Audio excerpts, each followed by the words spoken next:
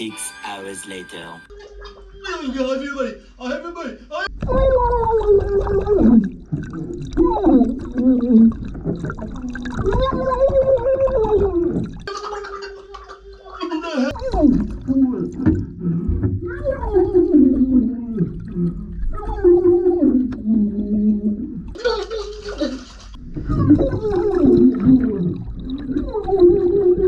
Some days you're up and other days you're down. Always tip the dealers and when your waitress comes around, cause sometimes you punt and other times you're round. And you might get cooler to flop the nuts when you sit down. The outcome of the hand don't mean that you made it, cause life's not about the result but more on how you played it. Hitting 8s, 9s, and 10s and all the painted faces. Every day you play is a win, even if you're mucking aces. What's up YouTube, it's your boy KP. Welcome to the Mucking Aces Poker channel. This is episode number 9. We are headed out to beautiful Las Vegas. We are gonna hit up the strip, go to a couple of the hotels there to hop into some of the poker games. Probably the 1-3 games that they have out there at Bellagio, and more than likely the 2-5 game as well. See you there.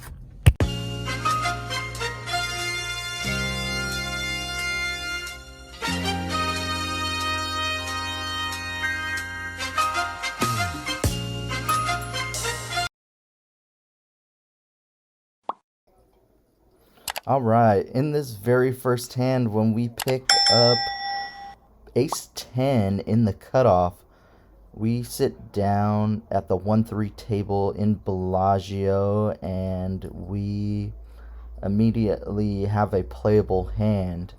When it limps around to us, we bump it up here and we make it 36 in the pot, and the small blind player shoves all in on us.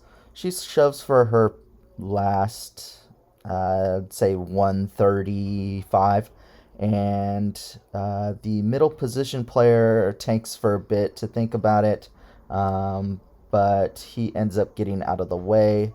I think it is a spot here where we might be in a flip situation. So I actually decide to make the call. The flop comes out 2-6-3. The turn is a 7, and the river is a jack. Unfortunately, we don't take this one down as she shows pocket 9s. So we did have a chance there, but with her middling pair, she's going to take this one from us.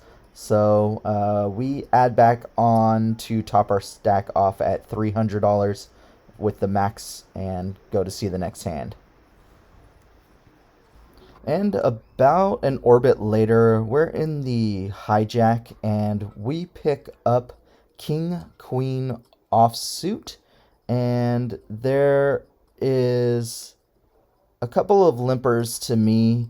And I look back down to see if I have the suited variety, but that's really not going to matter here as I'm still going to bump it up with the King-Queen offsuit. So I make it 20 more to go, and 2 of the limpers decide to make the call.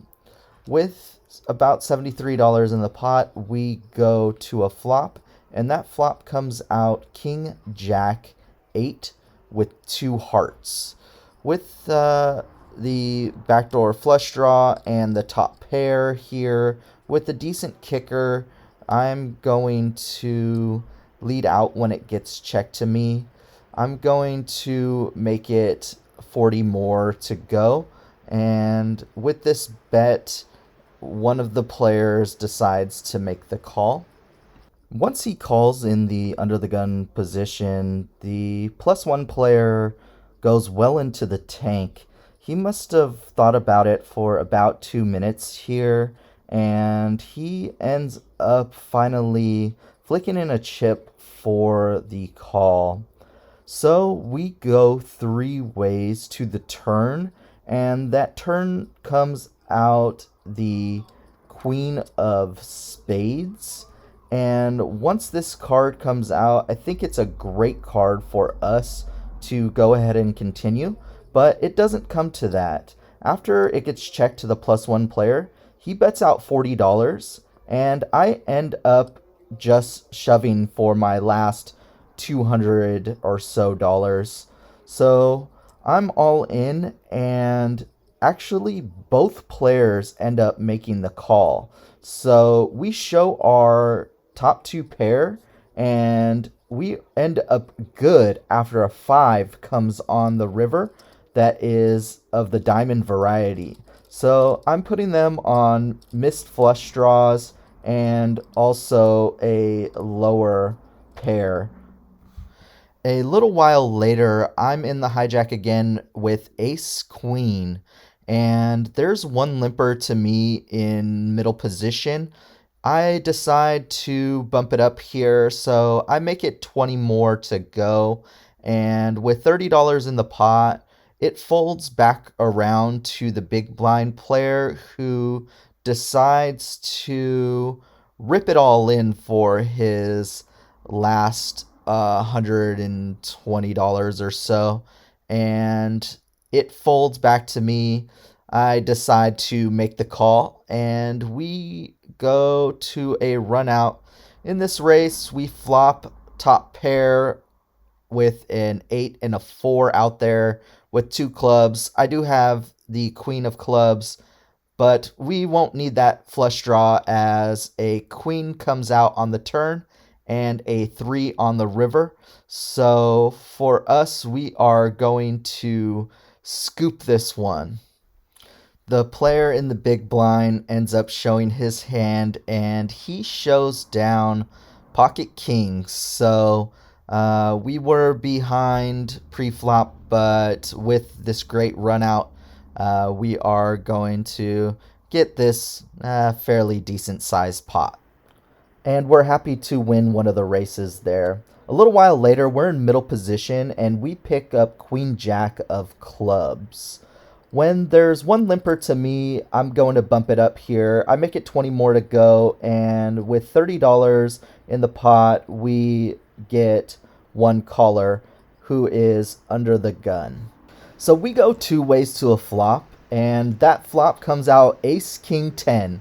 We flop the absolute nuts here, and we see great news once the player who is under the gun decides to lead out for $20. Here, I think I made a mistake in only calling his $20 bet. So I think that I could have extracted a lot more value here on the flop by raising his bet. And I'm kind of kicking myself for that one. The turn comes out a 6 of hearts, and I lead out after he checks to me for an additional $65. And unfortunately, with this bet, he goes into the tank and ends up folding his hand. So I think that I missed out on a lot of value there on the flop, but with him not being able to have much of anything, I don't think that I could have got much more than that. Well, it's a super easy game when we are flopping the world and then we pick up pocket kings in the big blind. There's a couple of limpers, and then it gets to the player in the cutoff who decides that limping isn't enough for him anymore. So he makes it 12 to go. Once I see that I have this premium hand, I decide that, of course, I'm going to re-raise here, and I make it $40 more. So it folds back around, and the player that is in the big blind decides to make the call. So we go to a flop which comes out queen jack 9.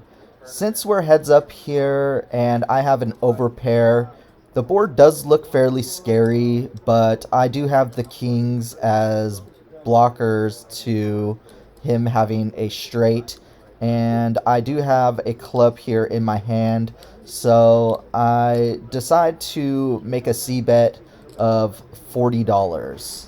With this continuation bet, the player who is in the cutoff thinks about it for a moment, and he decides to make the call for the $40. So, with about $200 in the pot, the turn comes out the seven of spades, and he decides that he is going to check to me.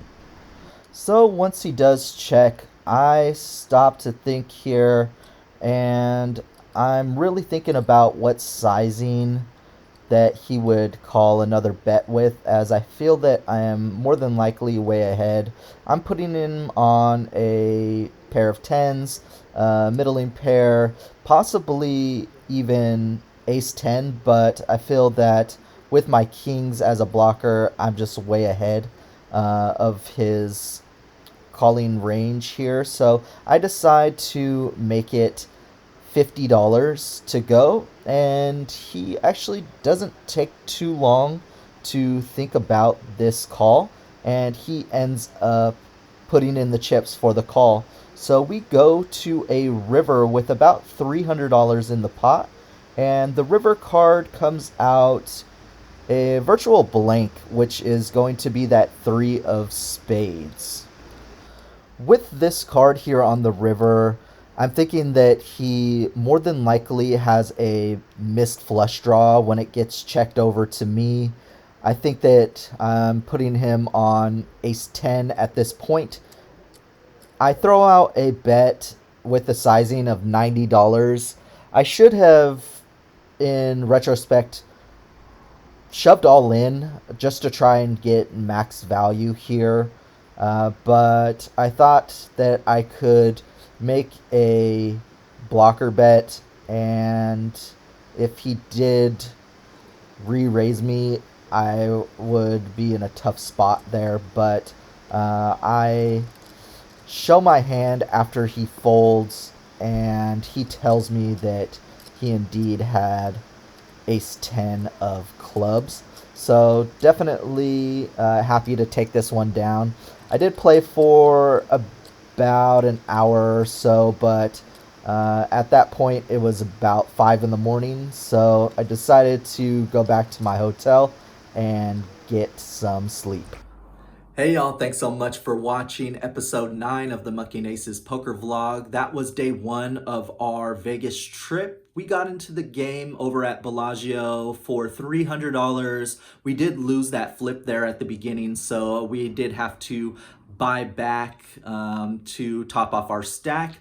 But we did get out of the game for just over $1,000. I'll have the numbers up in the screen here next to me when I get it all calculated, and we will have day 2 here coming pretty soon, so stick around for that. I definitely appreciate everyone watching. Thanks so much for throwing a like. Definitely happy to answer any questions that you might have in the comments as well. I do appreciate all the feedback, trying to get better and better as we go here. So drop a like on the video. If you haven't subscribed yet, please do so. I will have a link in the description for the t-shirts and some of the merch. So I look forward to seeing you in the next one. Peace!